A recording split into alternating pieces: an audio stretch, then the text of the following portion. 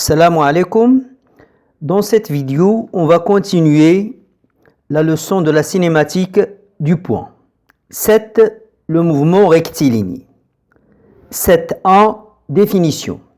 Quand est-ce qu'on dira que le mouvement d'un point est rectiligne? On dira que le mouvement d'un point est rectiligne quand sa trajectoire est un segment de droite. 7.2. Expression des vecteurs caractéristiques du mouvement. On a vu dans les parties précédentes de la leçon que le mouvement est caractérisé par 3 vecteurs. Le vecteur position, le vecteur vitesse, qui nous renseigne sur les variations du vecteur position, et le vecteur accélération, qui nous renseigne sur les variations du vecteur vitesse. Et on a vu les expressions de ces vecteurs dans un repère orthonormé. Dans notre cas, le mouvement est rectiligne. Donc on n'aura pas besoin de 2 axes. Un seul axe suffit pour décrire le mouvement à condition que sa direction soit celle du mouvement. Donc là, c'est la trajectoire du point M. On choisit le vecteur unitaire I confondu avec la trajectoire. On choisit un point comme origine O. Là, le point M est repéré par le vecteur OM qui est égal à XI. OM est égal à XI. V, c'est la dérivée de OM, donc elle va s'écrire VXI. Et A, c'est la dérivée de V, donc elle va s'écrire AXI. Chaque vecteur aura une seule coordonnée, c'est l'abscisse. 7.2. Le mouvement rectiligne uniforme. Définition. Un mouvement sera dit rectiligne uniforme si sa vitesse est constante au cours du temps. En d'autres termes, si son vecteur vitesse est constant au cours du temps, il ne change pas. Donc le vecteur vitesse est constant, donc son abscisse Vx sera constant, il sera égal à sa valeur à l'instant t égale 0, V0x. Équation horaire. Équation horaire de la vitesse. C'est l'expression de l'abscisse du vecteur vitesse en fonction du temps. Or, Vx ne change pas, elle est tout le temps égale à V0x. Équation horaire de la position. C'est l'expression de l'abscisse x du mobile en fonction de t.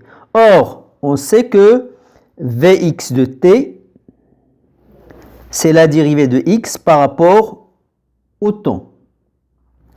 Or, Vx de t, elle est constante. Donc, ça veut dire que dx sur dt est une constante, elle est égale à V0x. Or, en maths, on va faire un rappel mathématique des fonctions dérivées. Là, c'est f de t, elle est égale à at plus b. En maths, la variable c'est x. Là, pour nous, la variable c'est t. At plus b, sa dérivée c'est a. Et si on a a t carré plus bt plus c, sa dérivée c'est 2 at plus b. Donc, si la fonction est at plus b, sa dérivée c'est a. Et si la dérivée est a, la fonction f, ou en d'autres termes, la primitive de f', c'est at plus b. Dans notre cas, le dx sur dt, il joue le rôle de f' de t. Et le v0x, il joue le rôle de a. Donc, x, il aura la forme de at, il sera égal à at plus b, avec le a, c'est v0x. Donc, x de t, c'est v0xt plus b. Si on dérive ça, on va retrouver v0x. B, c'est une constante. Or, à t égale à 0, on a x de 0, qu'on va noter x0. Il est égal à v0x fois 0 plus b. Donc, la constante b, ce n'est rien d'autre que x0. Donc, finalement, on aura, c'est l'équation horaire de la position. 7.4. Le mouvement rectiligne uniformément varie ou encore uniformément accéléré. Définition. Quand est-ce qu'on dira que le mouvement est rectiligne uniformément varie? On le dira si la trajectoire d'abord est rectiligne et le vecteur accélération est constant au cours du temps. Un mouvement rectiligne est uniformément varié si le vecteur accélération est constant au cours du temps. Vecteur A égale vecteur constant. B. Équation horaire. Équation horaire de la vitesse. On a AX constante. D'accord? On va la laisser comme ça, AX, puisqu'il est constante. Ça veut dire quoi?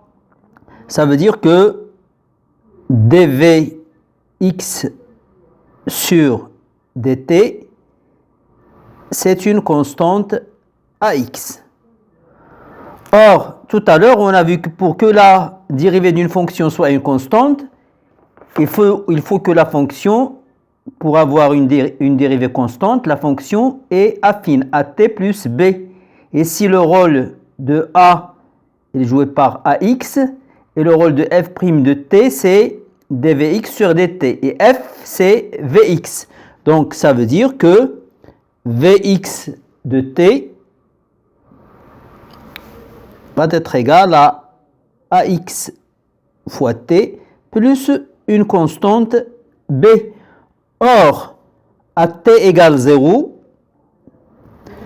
vx0, vx0, ou encore v0x, on peut l'écrire v0x si vous voulez, est égal à ax fois 0 plus b. Donc le b, ce n'est rien d'autre que v0x. Donc finalement, on aura vx de t égale à xt plus v0x. C'est l'équation horaire de la vitesse. Vx de t égale à axt plus v0x. C'est une fonction affine. Équation horaire de la position. On sait que la dérivée de x par rapport au temps, c'est vx. Or, on a vu que vx est une fonction affine du temps. Donc, dx sur dt est égal à axt plus v0x. Donc, la dérivée de x, c'est une fonction affine. Or, tout à l'heure, on a vu que quand la dérivée est une fonction affine de at plus b, alors la fonction, c'est une fonction de second degré, at qui reste un polynôme, at carré plus bt plus c. Et si x, c'est f, c'est x, ax, c'est 2a, et v0x, c'est b. Donc, en calquant cette relation, on aura x de t, x il joue le rôle de f, sera égal à. Là, on a dans la dérivée, on a 2a, mais dans la fonction, on a a, c'est-à-dire 2a sur 2. Là, on a qui joue le rôle de a, ax, c'est 2a. Et là, on a la moitié de 2a, donc là, on aura 1 demi ax fois t carré plus bt, donc plus v0x t plus une constante c. Or, à t égale à 0, on a x est égal à x0. On va le noter x0. Donc x0, c'est 1 demi ax fois 0 plus v0x fois 0 plus c. Donc la constante c, ce n'est rien d'autre que l'abscisse du mobile à la date t égale 0. Donc ici, on remplacera c par x0.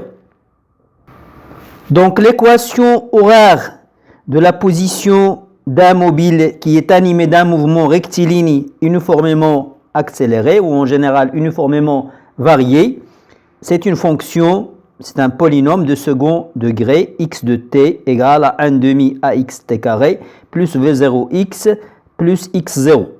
Ax, c'est l'abscisse du vecteur accélération, elle est constante. V0x, c'est l'abscisse du vecteur vitesse à la date t égale à 0. Et x0, c'est l'abscisse du point mobile à la date t égale 0. Je vous remercie pour votre attention et je vous dis à bientôt dans une prochaine vidéo, Inch'Allah.